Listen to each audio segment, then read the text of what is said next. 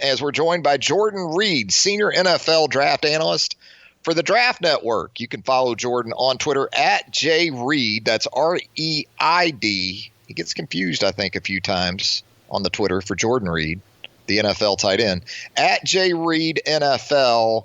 How you doing, Jordan? I'm good. Thanks for having me on. No problem. Really looking forward to it. By the way, Jordan Reid, a former Division I quarterback, coach, and recruiting coordinator, also a co-host of the Locked On College Football podcast, which you can find at iTunes and really anywhere else you consume podcasts.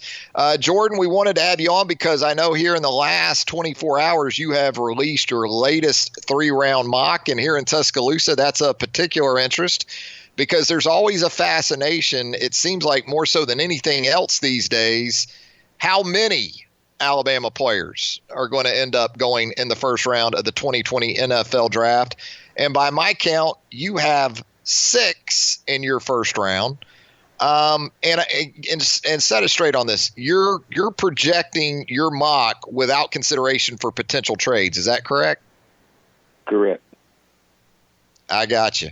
So you start with Tua Tagovailoa going number 5 to the Miami Dolphins in the first round. Seems like, Jordan, there's been some mixed reviews or signals about perhaps the Dolphins' interest in Tua and what that may actually lead to. But you feel like if Tua is there at 5, the Dolphins will make the move there. I think so. And that seems to be the mantra that we've been getting since last summer. And it's thanks for Tua. Hashtag and everything that's been going on there. But this time of year, it's really hard to get a beat up team just because nobody really wants to show their hand. So you're going to see them have an interest in Jordan Love, like we saw them bring him in for a visit a couple weeks ago, just getting some information about him. They tried to get Tua in, but they were unable to do that just because of the epidemic that's going on right now. And then we've seen the love fest, in a sense, for Justin Herbert. So the Dolphins are going to be attached to every quarterback, but they don't want to show their hand. And I guess as an extension of Tua in the quarterback situation in general, it's interesting because I see you have 4 quarterbacks going in round 1, including 3 in the first 6 picks, with Justin Herbert being the 3rd guy going just after Tua at 5, and then Jordan Love later in the first round of the New England Patriots, which in the end could really help Jalen Hurts, I guess. Of course, previously of Alabama and then on to Oklahoma, because you have Jalen as a second round guy right now, the Pittsburgh Steelers.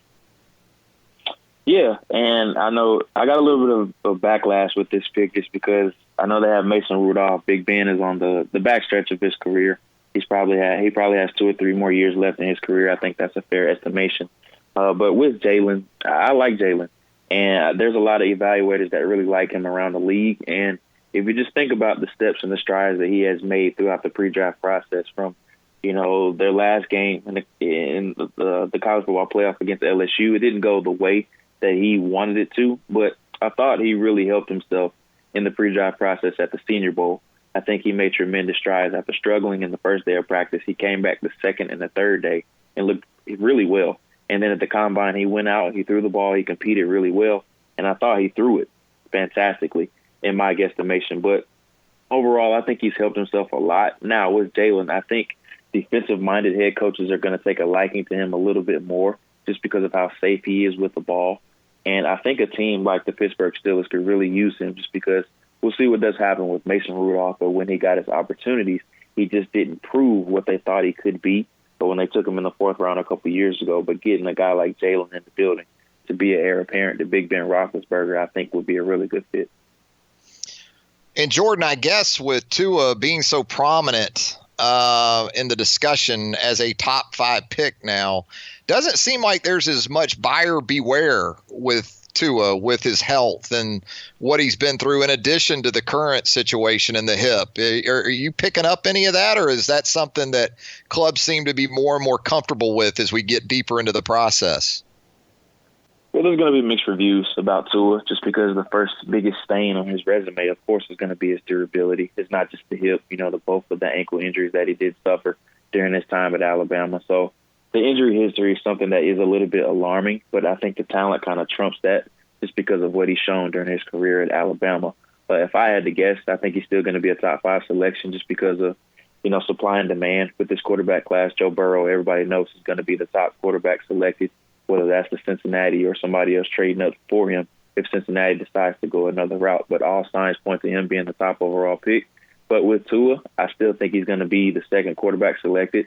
Now, whether that's if Detroit trades out from the 3rd spot or if they even select Tua, or if the Chargers or the Dolphins trade up to that 3rd pick and select him, I think without a doubt he's going to be the second quarterback taken. A lot of competition for that first offensive tackle off the board, isn't there? I know in your latest mock, you have Tristan Wirfs of Iowa being that guy going to the New York Giants at number 4 overall, but you do have Jedrick Wills of Alabama a few picks later at number 8, maybe providing some protection for Kyler Murray.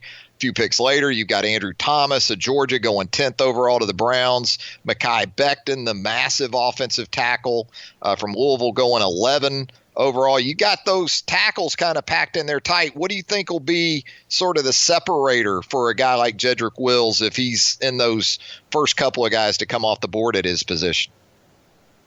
Yeah, and I'm really glad you mentioned him just because this is a really interesting offensive tackle class. And just talking about Jedrick, all you heard about coming into the season was about the guy opposite of him at left tackle, and Alex Leatherwood, before he ended up going back to school. But Jedrick, he had such a phenomenal year this past season. The Auburn game was just a terrific game. And then the LSU game, I thought he played really well in both of those contests. But just talking about Jedrick, I think of any offensive tackle in this class, I think he's the most pro-ready to step on the field right away. Just a bruising run blocker. I think he's very fluid as a pass protector as well. And he only allowed 1 sack this past year, so that goes to show you just how reliable he is in all of those areas. So it wouldn't surprise me if the Giants do take him with the 4th overall pick. But in my mock draft, I just went with the guy I think that has the most upside right away, and I think that's Tristan Wirfs. And that's not to say that Jedrick isn't going to be the best of the bunch. I just think that Wirfs brings much more upside to the table over the long haul than what Wills does right away. Yeah, Wirfs kind of a workout freak, I guess, and you talk about the physical attributes of that young tackle. But is there as much concern these days about a guy like Jedrick Wills who's been a right tackle throughout his career and whether or not you can put him on the left side, or is that sort of dissipated with these guys seemingly, regardless of left or right, being able to play pretty much either spot, it seems like more and more? It's kind of a case-by-case basis, and I'm a little bit picky with doing that just because it is a bit of an adjustment for those guys. And I ask offensive linemen all the time, like, what's a comparison that you could use of moving from the right side to the left side or vice versa? And it's kind of, a lot of them have said, it's like trying to learn to eat with your opposite hand. So if you always eat with your right hand and then you try to transition to your left hand right away, it's a bit of an adjustment. And I thought that was a really good comparison. So I'm kind of picky with moving these offensive linemen around, and I'm all about comfort. So if I'm drafting Jedrick Wills, I'm going to stick him at right tackle just because that's all he's played during his time with the Crimson Tide. Let's talk about some Alabama wide receivers. Henry Ruggs III pretty much had the showing at the Combine that I think most people anticipated. Jerry Jeudy certainly no slouch in his own right when it comes to testing and measurables. Will it surprise you if Ruggs goes ahead of Jeudy? I know you have Jerry Jeudy going number 12 overall to the Las Vegas Raiders. You have Ruggs going 15 to the Denver Broncos. So already in your own mind, it seems like you have them really close. Yeah, absolutely. Now, it wouldn't surprise me at all if Ruggs is actually the first receiver taken off the board, just because I think of all the guys in this class, I think he has the most diverse or different type of skill set. He's very unique, and I think a common misconception out there about him is that he's just a field stretcher. But I think he's much more well-rounded than that, and I just think he kind of fell victim to a lot of mouths to feed in the Alabama system with Jeudy and then Jalen Waddle, then Devontae Smith as well. And he still put up his numbers, but I thought his flashes were really good. And I think like every 1/3 of his touches was a touchdown during his career. So that's just a microcosm of what he does bring to the table. But I'm a big fan of Henry Ruggs. It wouldn't surprise me if a team like Denver traded up from 15 in order to get him, or even the Eagles sitting at the top 20 range if they trade up into the teens in order to get him as well. So I think he definitely could be the first wide receiver taken. rounding out your Alabama first rounders in your latest 3-round mock, which you can find at thedraftnetwork.com from Jordan Reid. You have a couple of DBs. Xavier McKinney at number 26 overall to the Miami Dolphins, which is interesting, I guess, because that could be in relation to the Dolphins trading a former Alabama defensive back in Minkah Fitzpatrick. Yeah, I'm having a moment there. Minkah Fitzpatrick, and then Trayvon Diggs you have going a little bit later, number 31 overall to the San Francisco 49ers. Seems like a pretty good draft, Jordan, to be a corner based on the number of teams that need them, and then also a safety based on the pool of legitimate safeties, I guess you could say, that are in this year's group.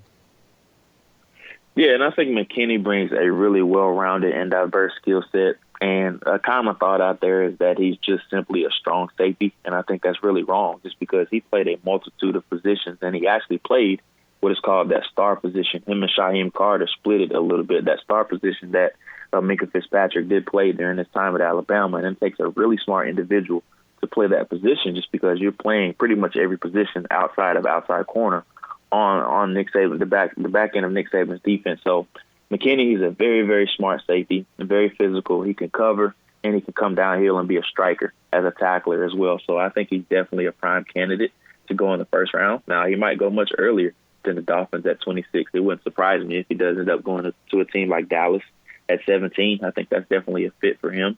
And then we also could see him going to Minnesota with one of their first-round selections, just because they have a need at safety as well. So that wouldn't surprise me at all. But with Trayvon Diggs, a player that has NFL DNA, everybody knows that he's the younger brother of Stephon Diggs. He also had another brother that played at UAB, so he's well-diverse in the college game. And then also he has the NFL DNA that you're looking for as well. He's a bit of a project, I would say that. I think he struggled a little bit down the backstretch of the year. I think the LSU game really glorified some of the warts that is associated with his game. But I think if he's able to get with a demanding position coach and the right surrounding environment, I think he definitely could be a productive starter.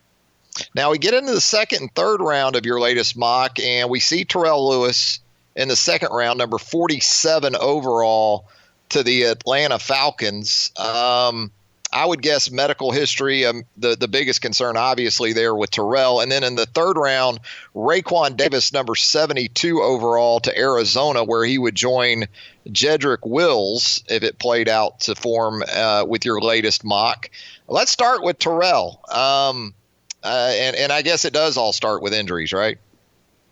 Yeah, the torn ACL and then the labrum issue, or the elbow issue, I should have, with Terrell Lewis, but he's very explosive. That's the first thing that jumps out to you on tape about him. Turn on the Arkansas game, where I think was by far his best game. He was terrific in that game. He had like 6 quarterback pressures and I believe a sack in that game that led, I believe it was a pick six or a fumble recovery for Trayvon Diggs that went like 98 yards or something like that. So really cool to see from him. I thought his production really skyrocketed this year after having such a promising first year and then dealing with the injuries in between that. It was really nice to see him put it all together this year. And it would surprise me if he's a guy that ends up going in the first round. But I think with the concerns about his medical history, I think that could keep him outside of the first round with the elbow and then the torn ACL. But the Senior Bowl was absolutely big for him. I thought he was terrific down there, just showing off his pass rushing prowess and how seasoned he is as a pass rusher. I think that's something that he can help contribute to a team from day one. With Raekwon Davis, there is a bit of a concern out there about him that he's reached his ceiling. He's bumped his head on the ceiling as far as how good he can be, just because he peaked so early at Alabama. I think he had 8 sacks or 9 sacks, something like that during his freshman year, and he didn't have nearly that type of production combined his past few years there. So there's a bit of a concern as far as him bumping his head on the ceiling of what he can be. But I think as far as him coming in and being a contributor from day one, I think he can be that. There you go. Jordan Reid does an outstanding job as the senior NFL draft analyst for the Draft Network, thedraftnetwork.com. You can follow Jordan on Twitter as well, at JReid, REID NFL. And also give him a listen on the Locked On College Football podcast, which he co-hosts there as well. Hey, Jordan, can't thank you enough for the time, my man. Great stuff. Look forward to doing it again, hopefully real soon. Thank you as always.